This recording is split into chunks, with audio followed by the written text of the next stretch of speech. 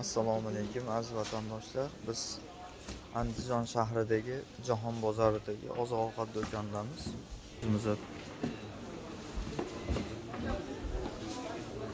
buyurtmalarga asosan motorlarni tashqariga ustanovka qilib beryapmiz.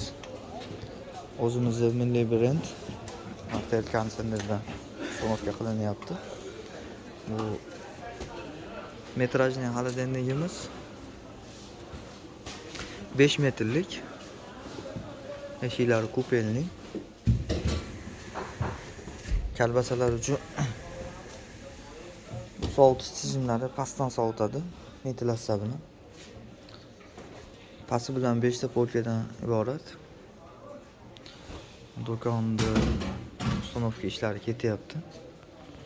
Biz xolodilniklarni qilib beryapmiz. Kimga shunday xizmatlar kerak bo'lsa, aloqaga chiqinglar.